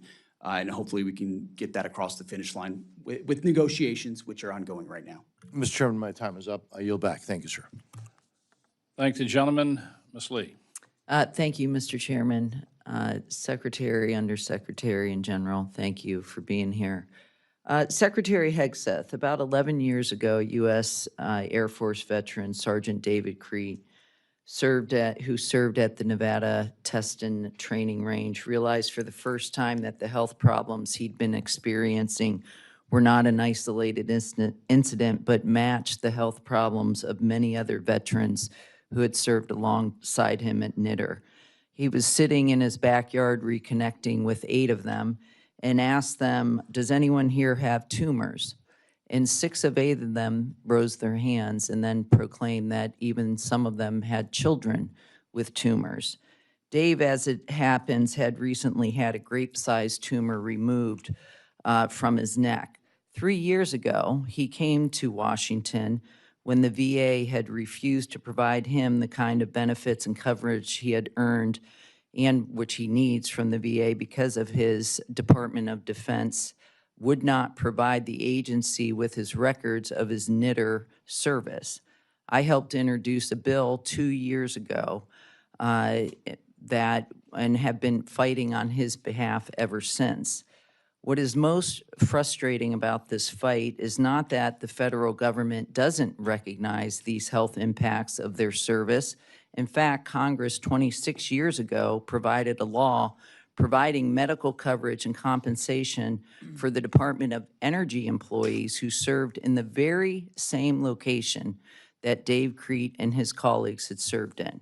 Instead, their fight is against the Department of Defense red tape, which you have been committed to fighting. Thank you. You see, one of the only things standing between the toxic exposed veterans at knitter and comprehensive health coverage and benefits from the VA is documentation that the Department of Defense has that will prove that they served where they actually did.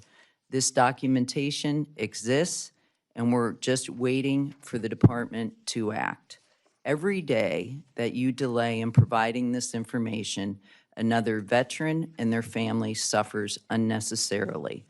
Last week, I had the opportunity to meet many of these veterans. 2 hours before I met them, one of them received a call from his oncologist informing him that he had multiple myeloma, an incurable blood cancer. Over the weekend, Dave was notified that 2 more of his cohort had recent deaths. The Invisible Enemy, which is an organization Dave founded, maintains a memorial list of those who worked at knitter and have passed away. When Dave testified before the House Veterans Affairs Committee roundtable 13 months ago, 462 veterans were on this list. Today, that list includes 565 names. Just 1 year of inaction has led to 103 veterans passing without the care that they received, that they earned, and their family without the benefits. This list grows by an average of 1 every 2 days. Mr. Secretary, you have the authority to provide the VA with the documents they need today to get these veterans the help they need. These veterans have been waiting far too long. Can you please commit to me that you will be able to provide that list or that information as soon as possible so that these veterans can get the care and the benefits that they have rightfully earned? Well, thank you for what you're doing for those folks, and I can certainly commit to you today that, you know, my chief's right here. We will get a review for me as soon as early as next week, and I'll get back to you on what our department's position should be on that. Okay, well, first of all, we have the information. The Department of Energy has provided these benefits to the same cohort of people who worked alongside them. We cannot wait for another review. I'm asking for your commitment. I'm not talking about a full review. I'm just talking about a familiarization, so I understand exactly what you're talking about, wrap my arms around it, and then get you a response. It's not a situation I have all the facts on. I just want to get all the facts and understand it before I commit to something like that. All right. I just, like I said, 1 person every 2 days, 1 veteran who has served this country is dying, and their families are going without the benefits they've earned. I can't express how urgent this need is. I thank you for your immediate attention to this issue. Thanks, gentlelady. Mr. Elzey.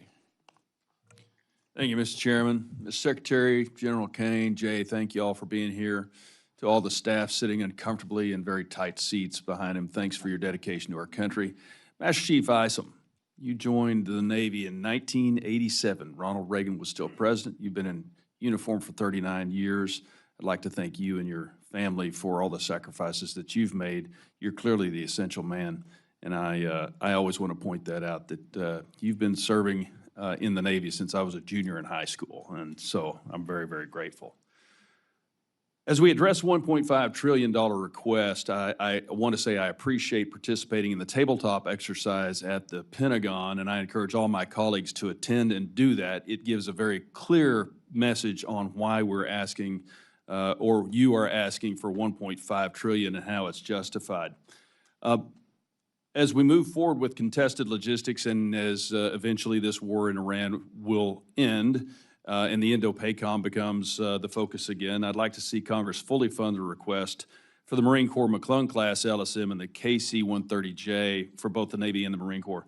But the budget request breaks them up, and I'm not sure how you skin that cat.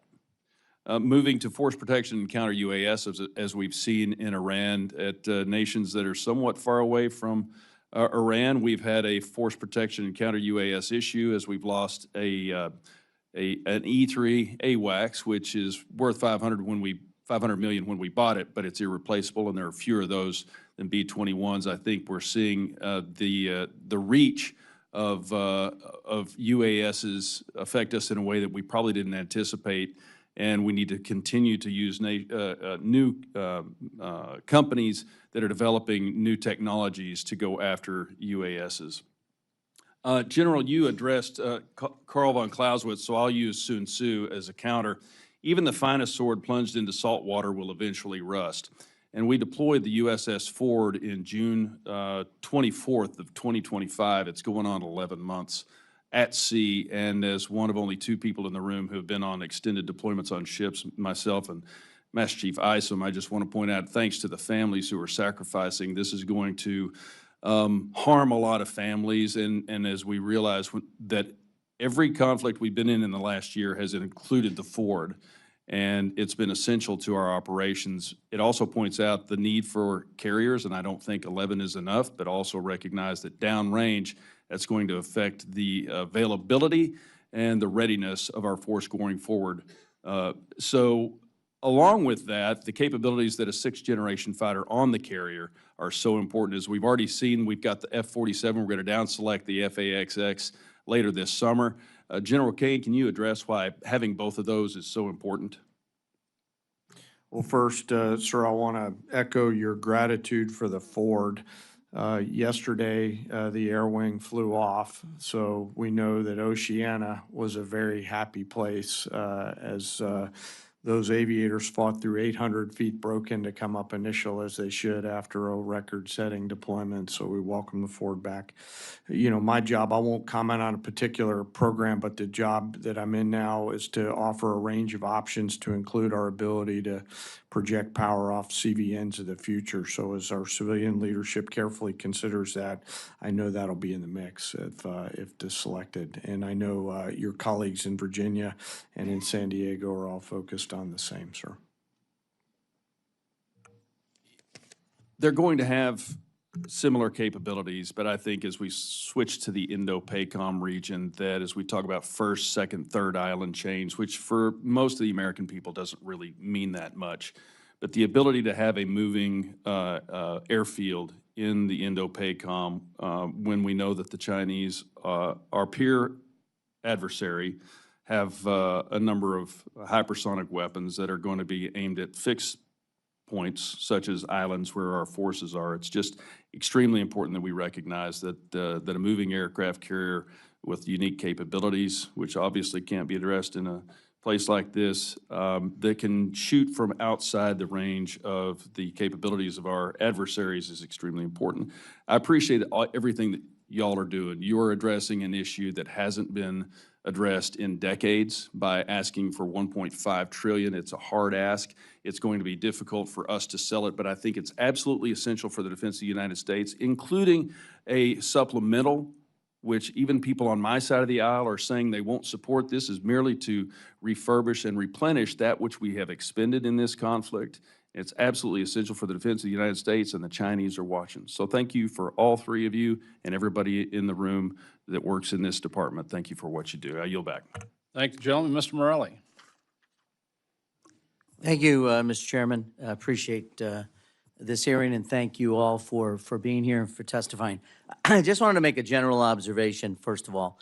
I do get the sense that sometimes people think that critical questions are unpatriotic, weak, or defeatist. I just want to say for the record, I don't think that's the truth. I think it's the opposite. And I appreciate, General Caine, you've mentioned civilian leadership and civilian control a number of times in your testimony this morning. We're the Congress. Civilian control that you have talked about begins and ends here, and that's the way the founders put in Article 1, responsibility for funding and for declarations of war are with the United States Congress. So I want to just mention that because I hear it all the time, and we are not in any way, when we ask critical questions, demeaning or in any way reducing our tremendous respect for the men and women of the military, the joint forces of the United States. So I feel like that needs to be said, and I appreciate the comments that you made, General Caine, about civilian control. Second, as it relates to mandatory spending versus discretionary, I think this is really important. This committee, the Appropriations Committee and the Defense Subcommittee, is given the responsibility by the Congress and by the American people to make sure that we have an appreciation for all the dollars, taxpayer dollars, that go into defending this nation. And questions, again, ought to be here. Transparency begins here. Oversight begins here. And mandatory spending avoids the responsibility this committee has to report to the American people on how our money is being spent. So I just, again, want to stress how important it is. I appreciate my friend Mr. Elsey's comments about the $1.5 trillion request. If it is so obvious to everyone and to the American people that that's the dollar amount we need, we ought not be going through this mandatory, discretionary, supplemental. Let's put it all on the table and let's make the case to the American people. You know, we've now waited since February 28th is, by my count, 11 weeks, 74 days since hostilities began in Iran, and trying to get a reporting of the dollars that have been spent in this has been excruciating, and it's been long. I think General Washington reported quicker to the Continental Congress than this has been in terms of reports to the United States Congress. And I would just in the strongest terms urge that we move forward and give this committee a full reporting on what the cost of this endeavor has been. With that, I didn't want to make a quick, you mentioned something, Mr. Secretary, in your opening comments about private companies making private investments in our defense. I assume they're getting compensated for the investment. When you say private investment, are you suggesting companies are making investments for which they will not be compensated? Yes, I am, Congressman. Why would they do that? Because we're turning it, it's the right question, because we've done it one way for years and years and gotten the same results. So this is changing the paradigm. Companies now know we're going to give them orders for 5 to 7 years on exclusive munitions in exchange for them paying for capitalization of their own plants. We used to pay for them to build their plants and then buy the munitions from them. So now, because they know they got consistent income. But they are, no, I appreciate what you're saying. They're upfronting the costs. The primes are now paying for their own plants and equipment. That is a brand new paradigm. The taxpayer's not paying for it. That's $50 billion of value that you don't have to appropriate because the companies are paying for it themselves. And the companies will not get compensated. They're going to make that as a charitable contribution to the United States government. Their compensation is long lead times of munitions that they will produce and we will pay for in the future, but we don't have to build the factory. All right, just to be clear. This is how private business works. Reclaiming. I just want to be clear. Wait, build Mr. their own Secretary, factories. I appreciate what you're saying, but let's not, let's be honest. They're going to get compensated. Look, I'm for that, and I appreciate what you're saying in terms of lead time and dependability and reliability of funding, but let's be clear. I want to switch topics if I can for a second. There's been much reported about the president's trip to China, and I appreciate, again, my colleagues who have raised Indo-PACOM and its defense. There are weapon sales which have been on hold that the president has not authorized to Taiwan, and I wonder if you could give me an update, either Mr. Secretary or General Caine, on what the status of those weapon sales are at this point. I just want to say that the primes will be paying for those factories out of their own pocket, not the department's money or the taxpayers' money, which is a sea change, which is why I think this budget They're going to get a return on their investment, which, by the way, this is America. We welcome a return on investment. Yes, I understand, but they're not paying for it out of their pocket and not getting compensated. But anyway, could you answer my question about Taiwan? Buildings sales. cost money, and if Yeah, we're giving them $2 billion to build the factory, that's taxpayer money. If they're using it out of their own hide, that's $2 billion saved for the American people that then we can appropriate toward munitions that we pay for in the future.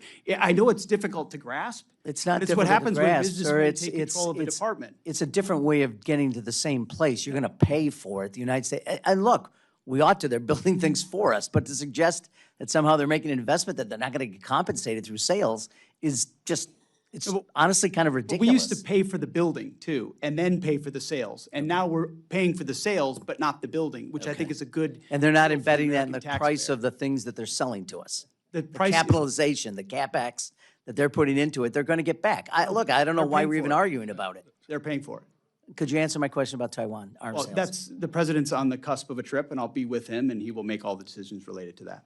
I yield Thank the back. gentleman's time has expired. Make a quick point. There is a change. The industrial base is putting money at risk with the expectation of orders, but there is no guarantee if, in fact, that particular product that they may make is not met or meet the standards in which we want to acquire it. And that is a significant change in what we've done in the past. Mr. Fleischman. Thank you, Mr. Chairman, and thank you, Secretary. I commend those changes and the innovation. To everyone on this panel, thank you for a job well done. Thank you for what you're doing for our country. This is truly incredible. So let me start with that.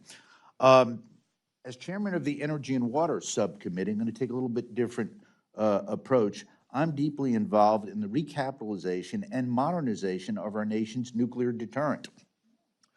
As we are recapitalizing the entire strategic nuclear arsenal, I remain concerned about the lack of options lower on the escalation ladder available to the president. In theater, non-strategic nuclear weapons have remained essential to the credibility of our extended deterrent commitment to NATO. I've got a couple of questions to ask, but I'm going to ask General Kaine and Secretary Hegseth. What is your assessment of our non-strategic nuclear capability gaps in the Indo-Pacific and elsewhere? What additional tactical nuclear capabilities beyond SLCM-N should we consider that would be most useful for reassuring allies, deterring our adversaries, and providing combatant commands and usual options in the worst-case event of a conflict? We're, as you know, we're making a $2 billion investment, and you mentioned SLCM-N and in FY26, so we're investing in that. But I would say that a lot of that discussion would be classified given O plans in the Indo-Pacific. But Admiral Paparo, I would say there's no COCOM commander we have regular feedback with on what dilemmas we might need to create for an adversary than Admiral Paparo and Indo-PACOM, to include everything that would deter any level of aggression. So I think there's a lot of sensitivity on this topic that doesn't lend itself to this environment, but very much so we're looking at all options. Thank you, and I would also commend the Admiral Paparo. I mean, they're doing incredible work. Yes, sir, General? Sir, I was just acknowledging the Secretary's comment about what forum we're in here today. You know, all three, and I appreciate the Congress's leadership, all three legs of the triad are undergoing modernization and all require that, and we're grateful for the assistance from the Congress. It's a bedrock to deterrence around the world and one that we want to maintain our focus on. I'll probably leave it at that and can come back if there's follow-up questions. Thank you, and I would assure you, gentlemen, that in the Energy and Water Bill, which funds this, we will certainly address that in a very robust way, as I think the administration has, so I thank you all. As most of you know, in that bill, I'm probably the nation's strongest proponent, supporter of nuclear power in Congress. Nuclear propulsion has long provided a great United States Navy with significant operational advantages. There's been tremendous progress within your department accelerating the adoption of nuclear energy as a means of providing resilient and long-duration power generation for military installations and forward operations. I'm excited about the Army's Janus program, and the Air Force just announced the first 2 air bases to receive microreactors. My question, gentlemen, is can you walk us through how the department is thinking about the role of nuclear power across the joint force, including naval propulsion and the use of advanced reactors for base and expeditionary power? What operational advantage did you see these technologies providing, particularly in the Indo-Pacific? And what can we be doing to accelerate and expand these efforts?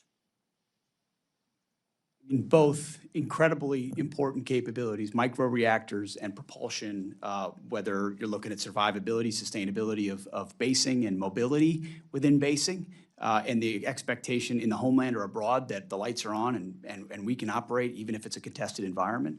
And then there's just no doubt that you can't beat nuclear propulsion, and especially as we've refined it over time. So I appreciate your efforts, and I think in this department you'll find a friend in ensuring we maximize that.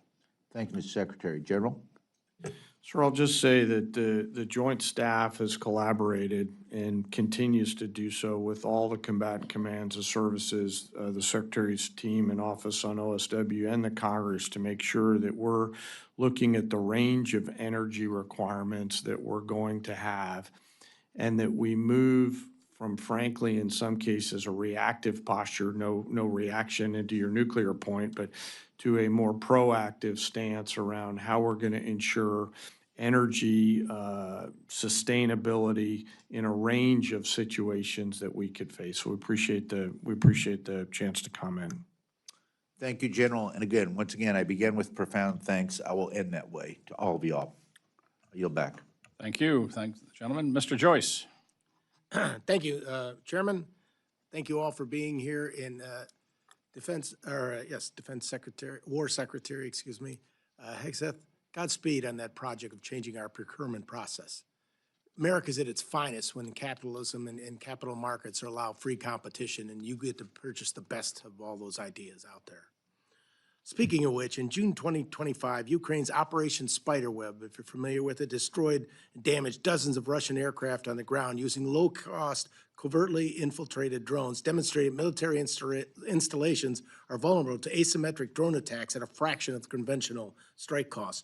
What steps is the department taking to protect our military bases from covert drone attacks, and do you need additional funding to safeguard those assets? Well, I appreciate the question, and it's the battlefield trend, well, one of a handful that we are most closely tracking and investing in. $54 billion in defense autonomous warfare, recognition that every aspect of how we fight will be affected by technology and techniques and tactics like that one. And every environment more contested than it's ever been, and the ability to both go on offense and defense in that environment has to be something we're not just at parity with, but ahead of adversaries to ensure that we can create the kind of advantages we're used to having. And that's our job, is to ensure that we're looking around the corner. And so this investment in this budget, I don't know what it was, Jay, in FY26, but it was a small fraction of $54 billion. And we're even looking at DOG and metamorphosizing it, whether it's a joint task force into a sub-unified command. We're elevating this so we can push it through the services and ensure that it's not just something we do in an exquisite way, but it's how we fight at every echelon through the services. And that budget number is a reflection of that. Well, you're getting attacked on a lot of fronts, Secretary Hegseth. Can I just follow up? Would that be okay? One thing that I appreciate the partnership with the Congress on is, as we evolve from the warfighting mix that we have right now, the cost of precision and the cost of range is coming down. And so as we look at this budget, we look at the mix of capabilities that we're going to have. We talk about the agility in the defense industrial base and the national industrial base, the flexibility that we as teammates are going to have to ensure that we're not buying behind the technology development curve, but we're buying in front of it, is something that we look in the joint force to partner with, obviously OSW, but also the Congress on this, as technology moves really fast. Thank you. No problem, sir. I just want to touch another angle that we're getting attacked at, unfortunately, and that's the cyber threats from adversaries like China, Russia, Iran, and criminal organizations, which continue to grow. The department's ability to defend critical networks and support their military operations depends on a strong and ready cyber workforce across all the services. At the same time, unfortunately, you're competing with the private sector, which can make recruiting and retaining qualified cyber personnel challenging.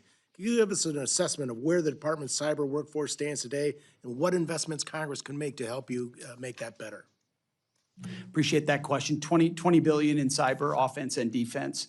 I think the biggest change we've made across the Joint Force is full integration of cyber as a warfighting domain, which it was always an appendage or something you might do. And I think when you look at operations, Epic Fury, Absolute Resolve with Maduro, the capabilities, so much of that was enabled by unique cyber capabilities that we need to stay ahead on. And so this, recognizing future adversaries could have more capabilities and more sophistication, both on offense and defense, this funds it properly. And I think we put a commander in charge there who's in General Rudd, who is infusing a warfighting mindset into that place and ensuring we're competing not just inside the military, but also for the best civilian talent to come into cybercom as well. Quite important. And Secretary Hegseth, I hate to keep picking on you, but the Collaborative Combat Aircraft Program is one of the department's most significant investments in this next generation autonomous power. Can you discuss how the department is approaching the integration of these autonomous aircraft alongside crewed platforms and how the program fits in your broader effort to field affordable mass and strengthen deterrence in the Indo-Pacific? I can share some of it, but not all of it, because a lot of that is classified, but it is part of the future of how we will fight and a way in which we plan to stay far ahead of adversaries and create more dilemmas for them than I think they even imagine today. Thank you very much. I yield back, Mr. Chairman. Thank the gentleman. I recognize Ms. McCollum for any closing comments. Thank you, Mr. Chairman. I'll be submitting some questions for the record on behalf of Representative Capter. Last year, the President requested the first $1 trillion defense budget. Congress provided over $150 billion in reconciliation and $903 billion in discretionary spending. I continue, and I think you heard from many of us up here, that mandatory funding for defense is not a great idea. We should avoid it at all costs. The budget request for this upcoming fiscal year has grown to $1.5 trillion. It's a 50% increase. But the department doesn't seem to have enough to cover its budget holes here in the department. I'm going to give you two examples. One is reprogramming. Just the National Guard alone has $600 million of reprogramming. None of their missions were budgeted for, and now we're being asked to, now you need to move money around, you're asking us to move money around to cover that. That was money that was approved for other purposes, so it creates a hole. The Army submitted a request to move nearly $1 billion around to fill personnel shortfalls. The Navy has $907 million hole it needs to cover for its personnel. So those are problems, and this is why we want things baked into the base bill. And then when it comes to the supplemental, the Iran war has cost Americans at least now, if I've got it right, Mr. Hurst, $29 billion to date, without a lot of things haven't been accounted for yet. And the department's requesting more money for munitions outside of the base budget. So bottom line, I want your takeaway message to be, I'm deeply concerned that the department can't seem to manage $1 trillion that Congress provided last year. So gentlemen, we need information. We mark our bill up on June 11th. And we need to be able to justify, to do our fiduciary responsibility to the taxpayers, any increased funding that you seek. So we expect the information that we've been asking for on munitions and supplemental requests as soon as possible. I would say by the end of next week. So I thank you all for being here. And Mr. Chairman, we watched some of the other hearings. This is the way especially a hearing should be conducted, especially when it's dealing with international defense, when we ask people to put their lives on the line. I thank everyone for a respectful hearing, but we need the information, Mr. Secretary. I yield back. Thank the gentlelady, and that's something we are going to agree with the other side, is that sooner is better. It makes my job easier, and at the end of the day, it makes your job easier, Mr. Secretary. If we can get the information both on the base budget and on the supplemental. Just as a comment, that Ed Case was making about some of the cost on this thing. I hope the Kuwaitis are going to come up with the money for those 3 F-15s that we lost, and that's a considerable amount of money. But I want to thank the Secretary and the General Caine for answering questions before the subcommittee today. I look forward to continuing to work with you as we move forward with the fiscal year 27 appropriations process, and we can fund the men and women who serve us well in the United States military. With that, we're adjourned.